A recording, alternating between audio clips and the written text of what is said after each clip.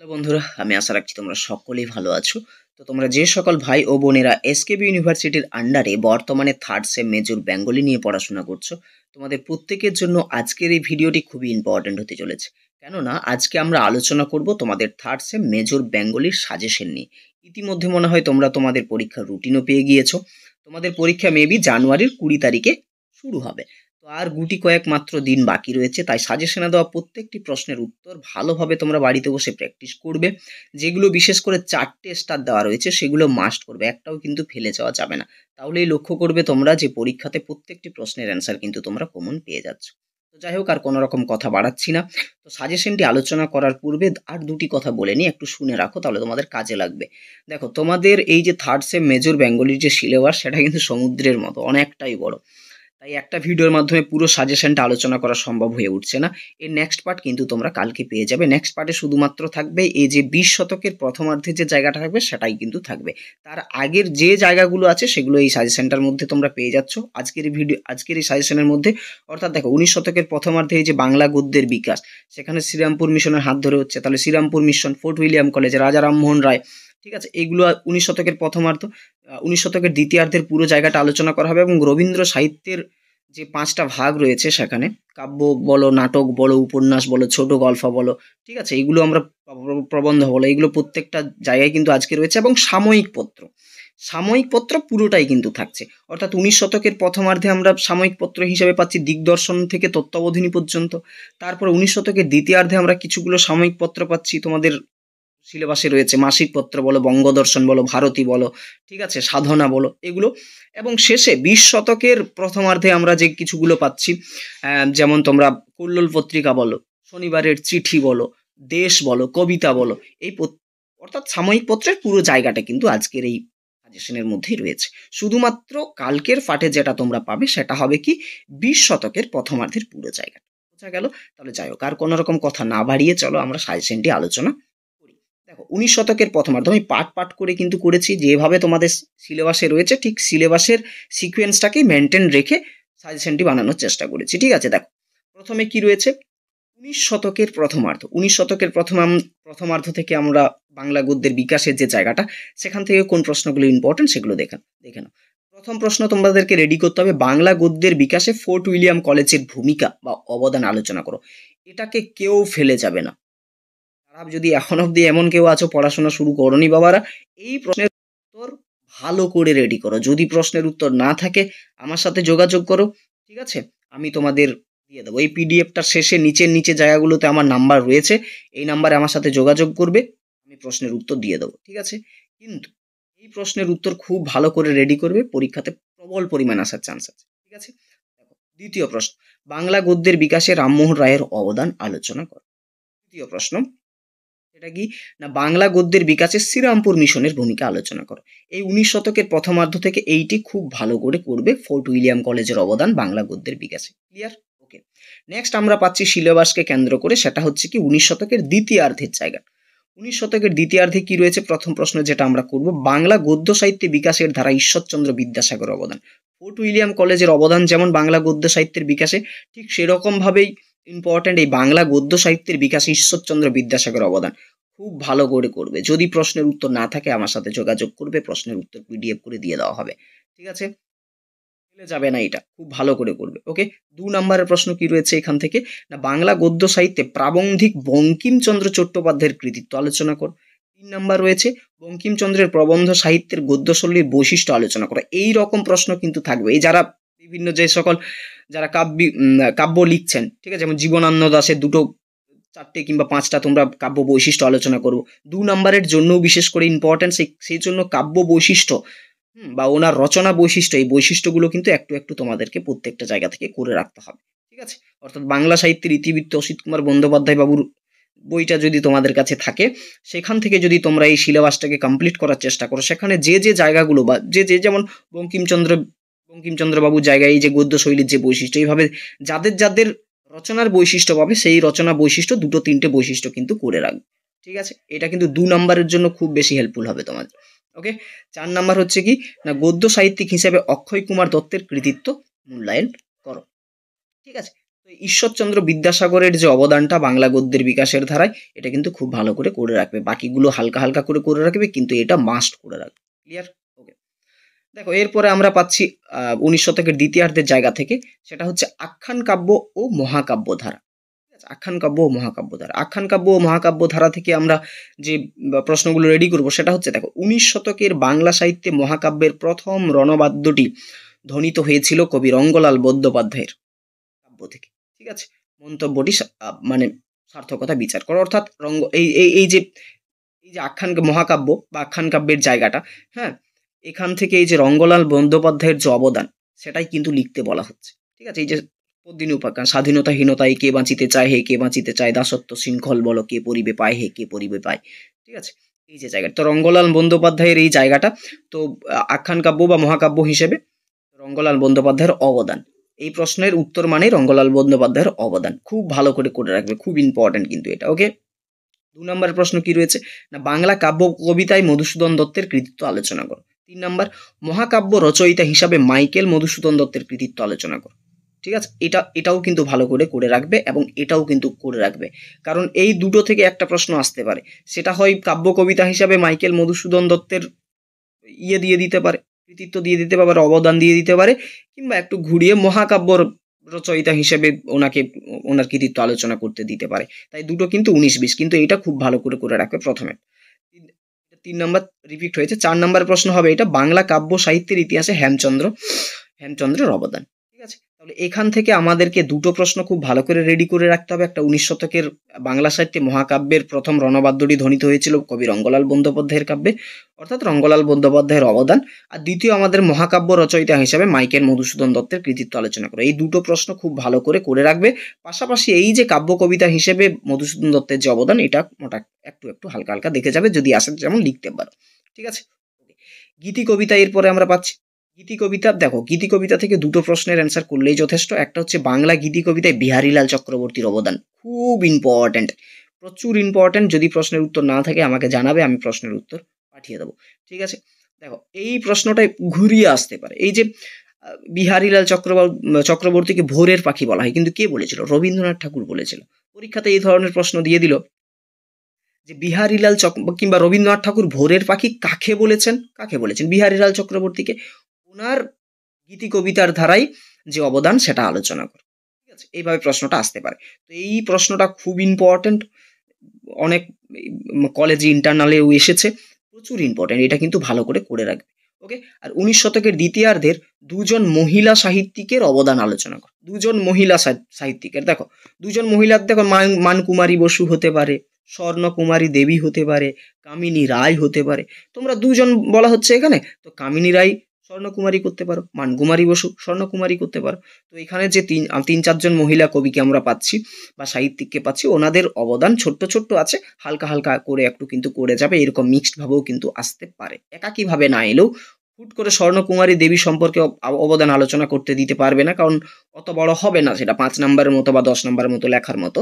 সেই জন্য তোমরা এটা দুজনকে ভালো করে রাখবে। যে কোনো দুজন মহিলা সাহিত্যিকের কিন্তু দিতেই পারে এইভাবে। ঠিক আছে? সেই জন্য এটা দেওয়া। আর এই গীতি কবিতা থেকে আর একটা প্রশ্নের অ্যান্সার তোমরা চাইলে করে রাখতে পারো, সেটা হচ্ছে গীতি কবিতা কাকে বলে, গীতি কবিতার বৈশিষ্ট্যগুলি আলোচনা করো। এক্সট্রা এটা চাইলে এখান থেকে করে রাখতে পারো।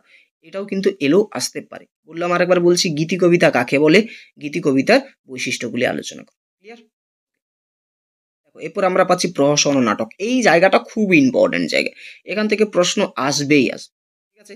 এইখানে এই যে দীনবন্ধু মিত্র এবং এই মধুসূদন দত্ত, মানে সাপে নেউলের মতো ব্যাপার স্যাপার। দেখো প্রথমে কি রয়েছে, বাংলা নাটকের বিকাশে মধুসূদন দত্তের অবদান আলোচনা করো। ওইখানে তোমরা কাব্য কবিতার জায়গাতে মধুসূদন দত্তকে ছেড়ে দাও, তাতে কোনো দুঃখ নাই, কিন্তু নাটকের জায়গাতে মধুসূদন দত্তকে একদম ছাড়া যাবে না। ঠিক আছে? দেখো বাংলা নাটকের বিকাশে মধুসূদন দত্তের অবদান, এটা কিন্তু মাস্ট করবে। ঠিক আছে? মাস্ট, ফেলে যাওয়া যাবে না। আর একটা হচ্ছে বাংলা নাট্য সাহিত্যের ইতিহাসে দীনবন্ধু মিত্রের অবদান আলোচনা করো। এই দুটো প্রশ্ন সাপে নেউলের মতো, এই দুটো প্রশ্ন থেকে একটি প্রশ্ন আসবেই আসবে। ঠিক আছে? 99.9% চান্স রয়েছে, 100% তো কোনোদিন দিইনি, আজকেও দেবো না। 99.9% চান্স রয়েছে, এই দুটো মাস্ট করে যাবে। ঠিক আছে? একদম ফেলবে না। ক্লিয়ার? ওকে। ৩ নম্বরের প্রশ্ন দেখো কি রয়েছে, বাংলা নাট্য সাহিত্যের ইতিহাসে গিরিশচন্দ্র একটি উল্লেখযোগ্য নাম, মন্তব্যটি বিচার করো। এই প্রশ্নটিও কিন্তু বারে বারে এসে থাকে পরীক্ষাতে, সুতরাং কাছাকাছি একটু করে নিয়ে যাবে যাতে করে এলে তোমরা লিখতে পারো। এরপরে এখান থেকে আর একটু অন্যরকম ভাবে প্রশ্ন দিই, সেই জন্য এই প্রশ্নটা তোমাদের দেওয়া, যে প্রহসন সৃষ্টিতে মধুসূদন দত্ত এবং দীনবন্ধু মিত্রের অবদান আলোচনা করো। দেখো মধুসূদন দত্তের সাধারণত দুটোই প্রহসন আছে, একটা বুলো শাড়িকের ঘাড়েরও, ঠিক আছে, আর একেই কি বলে সদ্য, এনার অনেকগুলো আছে, সদবার একাদশী এরকম ভাবে আছে দীনবন্ধু মিত্রের। তো এইভাবেও 5 নম্বরের প্রশ্ন দিয়ে দিতে পারে, যে আলাদা আলাদাভাবে যদি 10 নাম্বার দিলে এরকম একসাথে দেবে, যে প্রহসন সৃষ্টিতে মধুসূদন দত্ত ও দীনবন্ধু মিত্রের অবদান আলোচনা করো।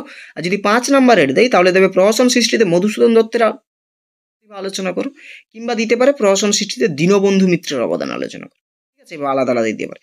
তোমরা বলবে যে দাদা এগুলো শুধু 10 নাম্বারে না 5 নাম্বার, এখানে কিন্তু সবই মিক্সড করা আছে, 5 নাম্বারও আছে 10 নাম্বারে রয়েছে। ঠিক আছে, বোঝা গেল জায়গাটা? তবে মনে রাখবে এই দুটো খুব ভালো করে করে রাখবে। হ্যাঁ, এই যে নাটকের বিকাশে মধুসূদন দত্তের অবদান আর নাট্য সাহিত্যের ইতিহাসে দীনবন্ধু মিত্রের কৃতিত্ব। এরপর আমরা পাচ্ছি উপন্যাস উদ্ভব ও বিকাশ। দেখো এইখানে একটু ভালো করে লক্ষ্য করবে তোমাদের সিলেবাসে, চাইলে এই ক্লাসটা শেষ করার পরে সিলেবাসের দিকে একবার নেট থেকে দেখে নেবে সিলেবাস। এইখানে যে পয়েন্ট করা আছে, উপন্যাস লেখা আছে, তারপরে উদ্ভব ও বিকাশ রয়েছে, তারপরে আমরা বিভিন্ন যে উপন্যাসিক রয়েছে তাদের নামগুলো পাচ্ছি। কিন্তু একে কিন্তু আমরা ছেড়ে যাব না, এই পয়েন্টটাকে কিন্তু আমরা ছেড়ে যাব না। এখান থেকে একটা প্রশ্ন হয়, সেটা হচ্ছে কি, বাংলা উপন্যাসের উদ্ভবের ইতিহাস সংক্ষেপে আলোচনা করো। তাই বাবারা এটা কিন্তু সাইডে করে রাখবে, তোমাদের ফাঁসানোর জন্য এই প্রশ্নের অ্যান্সার কিন্তু প্রশ্ন দিলেও কিন্তু দিতে পারে, সেই জন্য আমরা এটাকেও কিন্তু করে নিয়ে যাব। ক্লিয়ার? ওকে। তো দেখো এখান থেকে আমরা কি করব, বাংলা উপন্যাসের বিকাশে বঙ্কিমচন্দ্র চট্টোপাধ্যায়ের কৃতিত্ব আলোচনা করো, খুব ইম্পর্টেন্ট। এবং আরও বেশি ইম্পর্টেন্ট হচ্ছে এটা, যে বঙ্কিম সমকালীন রমেশচন্দ্র দত্তের ঐতিহাসিক উপন্যাস সৃষ্টির তার অবদান। এটা কেন ইম্পর্টেন্ট বলছি আমি বলে রাখছি। প্রথম কথা হচ্ছে এ বঙ্কিমচন্দ্রের সমকালীন একজন, বঙ্কিমচন্দ্রের সমকালীন ইনার 4টে ঐতিহাসিক উপন্যাস আছে। আমি এখানে শুধু ঐতিহাসিক উপন্যাস মেনশন করছি, এইভাবেও কিন্তু প্রশ্নটা আসতে পারে যে এই যে বাংলার উপন্যাসের বিকাশে রমেশচন্দ্র দত্তের কৃতিত্ব আলোচনা করো। ঠিক আছে, এভাবে আসতে পারে। তখন কিন্তু তোমাদেরকে এই যে রমেশচন্দ্র দত্তের 4টে, বলে রাখি, রমেশচন্দ্র দত্তের 4টে ঐতিহাসিক উপন্যাস আছে এবং 2টো সামাজিক উপন্যাস আছে। যদি উপন্যাসের ধারায় রমেশচন্দ্র দত্ত আসে তাহলে 4টে উপন্যাসকে নিয়ে আলোচনা করতে হবে, পাশাপাশি ওনার যে 4টে ঐতিহাসিক উপন্যাসকে নিয়ে আলোচনা করতে হবে, পাশাপাশি ওনার যে 2টো সামাজিক উপন্যাস আছে সেটাকে নিয়েও আলোচনা করতে হবে। আর যদি মনে করো শুধু বলে দিল যে ওনার ঐতিহাসিক উপন্যাসকে নিয়ে আলোচনা করো, তাহলে ওনার ঐতিহাসিক উপন্যাস 4টে আছে। একটা হচ্ছে কি বঙ্গবিজেতা, দ্বিতীয় হচ্ছে মাধবী কঙ্কন, তৃতীয় হচ্ছে কি মহারাষ্ট্র জীবন প্রভাত, এবং চতুর্থ হচ্ছে রাজপুত জীবন সন্ধ্যা। এই 4টে হচ্ছে তার ঐতিহাসিক উপন্যাস।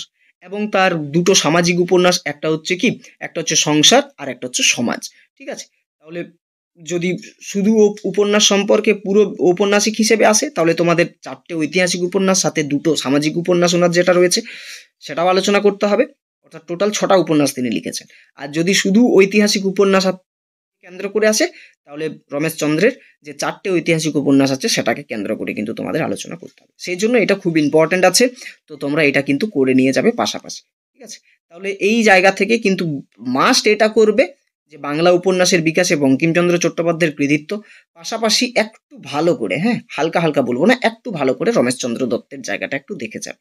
আর পাশাপাশি হালকা হালকা করে এই যে উপন্যাসের উদ্ভবের যে বিকাশ, যেহেতু এই পয়েন্টটা রয়েছে সেই জন্য বলছি, একটু দেখে যাবে, যদি আসে তাহলে যেন লিখতে পারো। এরপর আমরা রবীন্দ্র সাহিত্যের জায়গাটা পাচ্ছি। রবীন্দ্র সাহিত্যের আমরা 5টা জায়গা পাই। একটা প্রথমে পাচ্ছি নাটক, তারপরে উপন্যাস, তারপরে ছোট গল্প, ঠিক আছে, আর আমরা কাব্যের যে জায়গাটা পাচ্ছি। এইভাবে ওনার যে জায়গাগুলো আছে সেটা, ওকে, আর একটা প্রবন্ধ। ঠিক আছে, মোট 5টা। এখন এইখান থেকে যে যে জায়গাগুলো খুব ইম্পর্টেন্ট সেটা একটু আমি তুলে ধরেছি। দেখো প্রথম আমাদেরকে রবীন্দ্র সাহিত্যের জায়গা থেকে করতে হবে রূপক সাংকেতিক যে নাটকগুলো। প্রশ্ন এভাবে দিতে পারে যে রূপক সাংকেতিক নাটকের ক্ষেত্রে রবীন্দ্রনাথ ঠাকুরের কৃতিত্ব মূল্যায়ন করো।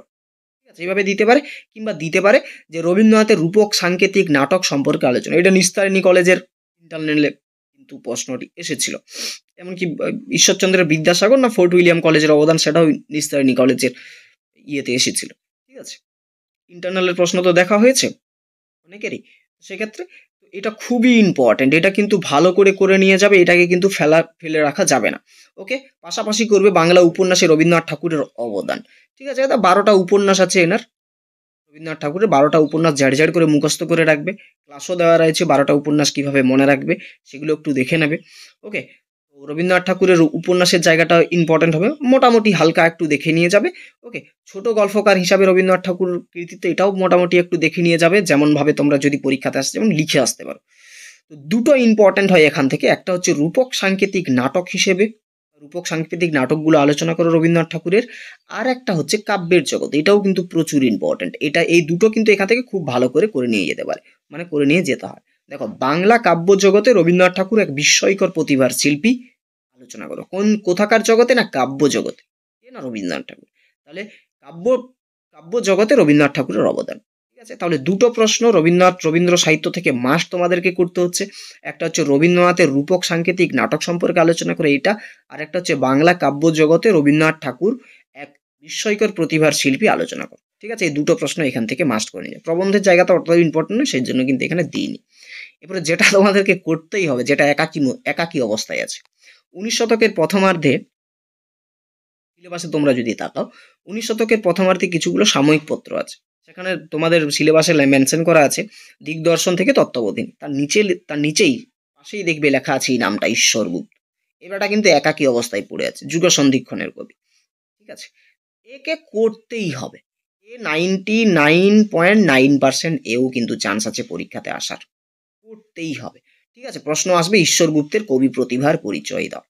ঠিক আছে, এটা কিন্তু ভালো করে করি, ঈশ্বরগুপ্ত এলেই ঈশ্বরগুপ্তের কবি প্রতিভা চুপচাপ দিয়ে লিখে আসবে, সুতরাং চোখ কান বন্ধ করে ঈশ্বরগুপ্তের কবি প্রতিভার নোটসটি ভালো করে মুখস্থ করে যাবে, মাস্ট, পরীক্ষাতে প্রবল চান্স রয়েছে আসে। ঠিক আছে, ওকে, এই গেল তোমাদের 19 শতকের প্রথমার্ধের জায়গাটা, 19 শতকের দ্বিতীয়ার্ধের জায়গাটা এবং রবীন্দ্র সাহিত্যের জায়গাটা। যদি এখান থেকে কোনো প্রশ্ন উত্তরের প্রয়োজন হয় বাবারা, প্রত্যেকটা প্রশ্ন কিন্তু বলবে না, ইম্পর্টেন্ট যে জায়গাগুলো বললাম সেগুলো যদি না থাকে তো আমার এই নাম্বারে যোগাযোগ করবে, আমি তোমাদেরকে পিডিএফ দিয়ে দেবো। ঠিক আছে, এবার সাময়িক পত্রের যে জায়গাটা, দেখো সাময়িক পত্র আমরা তিনটে জায়গা থেকে পাচ্ছি। প্রথম আমরা পাচ্ছি 19 শতকের প্রথমার্ধ, যেটা দিগদর্শন থেকে তত্ত্বাবধানী পর্যন্ত, তারপরে 19 শতকের দ্বিতীয়ার্ধ আমরা সেখানে কিছুগুলো সাময়িক পত্র পাচ্ছি, এবং তারপরে আমরা 20 শতকের প্রথমার্ধের জায়গা থেকে সমসাময়িক, 20 শতকের সমসাময়িক, 19 শতকের দ্বিতীয়ার্ধের সমসাময়িক, 19 শতকের প্রথমার্ধের সমসাময়িক, সেই জন্য সাময়িক। ঠিক আছে, তো ওই সমসাময়িকের যে জায়গাগুলো আছে সেগুলো আমরা এখানে দেখবো, যে সাময়িক পত্র। ঠিক আছে, ওই সমসাময়িকের যে পত্রগুলো, সেটা প্রশ্ন কিভাবে আসবে এখান থেকে পুরো সাময়িক পত্রের। ঠিক আছে, প্রথমের যে সাময়িক পত্র, দ্বিতীয় সিলেবাসের যে সাময়িক পত্র এবং তৃতীয় শেষে যে সাময়িক পত্রগুলো আলোচনা করা রয়েছে, সেই জন্য পুরো সাময়িক পত্রের সাজেশনটা কিন্তু এখানে আছে। ঠিক আছে, ওকে, এখানে 19 শতকের প্রথমার্ধটাও রয়েছে, 19 শতকের দ্বিতীয়ার্ধের সিলেবাসে যেটা রয়েছে সেটাও রয়েছে, এবং 20 শতকের প্রথমার্ধে যে সাময়িক পত্রগুলো মেনশন করেছে সেটাও কিন্তু রয়েছে। ঠিক আছে, অর্থাৎ পুরো সাময়িক পত্রের সাজেশন এটা কিন্তু। হ্যাঁ, দেখো প্রথমে যে প্রশ্নটা খুব ইম্পর্টেন্ট, ভালো করে রাখবে, বাংলা গদ্যের বিকাশে বঙ্গদর্শন পত্রিকার অবদান সম্পর্কে আলোচনা করো, ফেলে যাবে না, মাস্ট। ওকে, এই প্রশ্নটা পাশাপাশি একটু করে রাখবে, কারণ পিভিআরসি-এর এটা প্রশ্ন। 19 শতকের প্রথমার্ধে প্রকাশিত সাময়িক পত্রে প্রতিফলিত বাঙালি মানুষের স্বরূপ বিশ্লেষণ করো, এটা কিন্তু খুব ইম্পর্ট্যান্ট। হ্যাঁ, এটা কিন্তু ভালো করে এইটা কিন্তু মাস্ট করে রাখবে, এটা পাশাপাশি করে রাখবে। ঠিক আছে, এরপরে দেখো নেক্সট হচ্ছে বাংলা সাময়িক পত্রিকার ইতিহাসে সাধনা পত্রিকার গুরুত্ব আলোচনা করো, এটাও করে রাখবে হালকা হালকা। তারপর হচ্ছে ভারতী, দেখো এইভাবে যে তোমাদের সাময়িক পত্রগুলো আছে না, ভারতী বলো, সাধনা বলো, মাসিক পত্র বলো, ঠিক আছে, এইরকম প্রশ্ন তোমাদেরকে কিন্তু দেবে, যে এই যে বাংলা সাময়িক পত্র হিসাবে সাধনা পত্রিকার পরিচয় দাও, হ্যাঁ, বাংলা সাময়িক পত্রিকার ইতিহাসে ভারতী পত্রিকার পরিচয় দাও, সবুজ পত্রিকার পরিচয় দাও, বঙ্গদর্শনের পরিচয় দাও, কল্লোল পত্রিকার পরিচয় দাও, শনিবারের চিঠির পরিচয় দাও, এরকম কিন্তু প্রশ্নগুলো দেবে। তো এগুলো মোটামুটি করে রাখবে। তো ইম্পর্টেন্ট হচ্ছে বঙ্গদর্শন, সবুজপত্র, এই দুটো কিন্তু ছাড়া যাবে না। বঙ্গদর্শন, সবুজপত্র, শনিবারের চিঠি এবং কল্লোল, এই 4টে পত্রিকা কোনো রকম ভাবেই ছাড়া যাবে না, কোনো রকম ভাবেই না। ঠিক আছে, এটা কিন্তু মনে রাখবে। কি কি বললাম? বঙ্গদর্শন, সবুজপত্র, শনিবারের চিঠি এবং কল্লোল, এই 4টে কিন্তু বাবুরা খুব ভালো করে নিয়ে যাবে। বাকিগুলো তোমাদের যদি সময় থাকে তো করে নেবে। ঠিক আছে, কিন্তু যেটা 4টে বললাম সেটা মাস্ট। ঠিক আছে, এগুলো হয়ে গেল। টিকা হিসেবেও আসে, টিকা হিসেবে সংবাদ প্রভাকর তোমরা করবে, সংবাদ প্রভাকর ঈশ্বরগুপ্তের সম্পাদনায় হয়েছিল। হ্যাঁ, কত কত সালে হচ্ছে, কার সম্পাদনায় হচ্ছে, প্রত্যেকটা পত্রিকার কিন্তু এটা মনে রাখবে। 2 নাম্বারের কিন্তু 2 থেকে 3 খানা প্রশ্ন পাবে এইগুলো, এটা কিন্তু মনে রাখবে, ঠিক আছে। 5 নাম্বারের দেখো সংবাদ প্রভাকর টিকা লিখতে দিতে পারে। 6 নাম্বারের তত্ত্ববোধিনী, 7 নাম্বারের প্রবাসী, 8 নাম্বারের স্টার মার্ক দেখো দেওয়া রয়েছে সবুজপত্র, 9 নাম্বারে কল্লোল, শনিবারের চিঠি। এইগুলো দেখো একটা ইন্টারনাল পরীক্ষাতে প্রশ্ন দিয়েছিল কেমন জানো, সেখানে এই দুটো পত্রিকার মেনশন করেছে। বলছে এই যে বাংলা সাময়িক পত্রিকায় প্রবাসী এবং সবুজ পত্রের গুরুত্ব, কেন এত গুরুত্ব সেটি আলোচনা করো, ঠিক আছে। কেন সাময়িক পত্র হিসেবে এই দুইজন গুরুত্ব, তাহলে এই দুইজন সম্পর্কে তোমাদেরকে লিখতে হবে। প্রবাসী পত্রিকা সম্পর্কে, সবুজ পত্র সম্পর্কে লিখতে হবে। প্রশ্ন যেমনই ঘোরাক এই সাময়িক পত্র পত্রিকার জায়গাতে, যেমনই প্রশ্ন ঘোরাক, তোমাদেরকে অ্যাকচুয়ালি লিখতে বলা হবে কিন্তু এই পত্র পত্রিকা সম্পর্কে। যেমন দেখো প্রবাসী পত্রিকা সম্পর্কে প্রশ্ন, এখান থেকে যেমনই প্রশ্ন আসুক তোমরা কিন্তু লিখবে প্রবাসী পত্রিকা সম্পর্কে। প্রশ্নটা দেখে নিয়ে মাথা ঘামানোর কোনো মানে হয় না, বোঝা গেল। তাহলে আমি 4টে পত্রিকার নাম বললাম এক সাময়িক পত্র হিসেবে। প্রথম বললাম বঙ্গদর্শন পত্রিকা, খুব ইম্পর্টেন্ট, মাস্ট বি করে নিয়ে যাবে। দ্বিতীয় হচ্ছে সবুজপত্র, খুব ইম্পর্টেন্ট। তৃতীয় হচ্ছে কি আমাদের কল্লোল এবং শনিবারের চিঠি। এই যে 4টে, সবুজপত্র, কল্লোল, শনিবারের চিঠি এবং বঙ্গদর্শন, এই যে 4টে বললাম, এই 4টে সাময়িক যে জায়গাটা রয়েছে, পত্রের জায়গাটা রয়েছে, ঠিক আছে, এগুলো কিন্তু ভালো করে করে নিয়ে রাখবে। তাহলেই কিন্তু তোমাদের দেখবে এগুলোর মধ্যেই কিন্তু তোমরা পরীক্ষাতে প্রশ্ন পাচ্ছ, ঠিক আছে। যদি কোনো প্রশ্নের উত্তর তোমাদের লাগে, আমি আছি, আমার সাথে যোগাযোগ করবে এই নাম্বারে, ঠিক আছে। আমি কিন্তু তোমাদেরকে প্রশ্নের উত্তর দেওয়ার চেষ্টা করবো, পিডিএফ আকারে দিয়ে দেবো, ঠিক আছে। কেউ কল করবে না কিন্তু বাবারা, হোয়াটসঅ্যাপ করবে, ঠিক আছে। এই নাম্বারটাতে হোয়াটসঅ্যাপ করবে। সব প্রশ্নের অ্যান্সার দিতে পারবো না, তবে যেগুলো তোমাদের স্টার রয়েছে সেগুলো যদি তোমাদের কাছে না থাকে আমাকে জানাবে, আমি সেই প্রশ্নের অ্যান্সারগুলো দেওয়ার জন্য দিতে তোমাদেরকে আমি হেল্প করব, ঠিক আছে। ওকে, এর যে সেকেন্ড পার্ট যেটা আমরা পাচ্ছি সেটা হচ্ছে 20 শতকের প্রথমার্ধ। সেখানে রবীন্দ্র সমসাময়িক এবং রবীন্দ্র উত্তর আধুনিক যে জায়গাটা সেটাকে নিয়ে আলোচনা করব। সেখানেও অনেক কাব্য আছে, নাটক আছে, উপন্যাস আছে, ছোট গল্প আছে, সেগুলোকে নিয়ে আমরা নেক্সট জায়গাটা আলোচনা করব। তো এখানে দেওয়া প্রত্যেকটি সাজেশন খুব ইম্পর্টেন্ট, কাজেই তোমরা ভালো করে মনোযোগ সহকারে বাড়িতে বসে প্র্যাকটিস করো। তোমরা অনেকেই কমেন্ট করছিলে যে দাদা সাজেশন, সেই জন্য সাজেশনটা আমি নিয়ে আনলাম তোমাদের সামনে। আশা রাখছি তোমরা উপকৃত হবে, ঠিক আছে। আর 4 স্টারের, বারবার বলছি, 4 স্টারের কোনো প্রশ্নের অ্যান্সার যদি তোমাদের কাছে না থাকে আমি আছি, আমাকে SMS করো নাম্বারটাতে, আমি তোমাদেরকে PDF করে দিয়ে দেবো। জাস্ট একবার বলো যে দাদা 3rd সেম প্রশ্নটা লিখো, কোনো আর কথা বলতে হবে না, কিচ্ছু না, আমি সরাসরি প্রশ্নটা দেখে একটু সময় দিও, আমি PDF করে তোমাদেরকে অ্যান্সারটি দিয়ে দেবো, ঠিক আছে। যাই হোক, 4th সেমিস্টারে আমি তোমাদেরকে ছন্দ, অলঙ্কার এবং ভাষাতত্ত্ব তোমাদের রয়েছে, তখন পড়াবো, আমার সাথে যোগাযোগ করতে পারো। তো সেটা পরের কথা পরে থাকলো। ভালো করে সাজেশনে দেওয়া প্রত্যেকটি প্রশ্নের উত্তর বাড়িতে বসে প্র্যাকটিস করো, দেখবে এগুলোর মধ্য থেকেই তোমরা পরীক্ষাতে পেয়ে যাচ্ছ, ঠিক আছে। চলো, নেক্সট ক্লাস দেখা হচ্ছে, অর্থাৎ কালকেই তোমরা সেকেন্ড পার্টের সাজেশনটি পেয়ে যাবে, তাহলেই কিন্তু তোমাদের সাজেশন কমপ্লিট। চলো, সকলেই ভালো থাকো, ভালো থাকার সাথে সাথে পড়াশোনা করো। দেখা হচ্ছে পরবর্তী ক্লাসে, অর্থাৎ আমাদের 3rd সেম মেজর বেঙ্গলির যে সাজেশন সেটা সেকেন্ড পার্ট।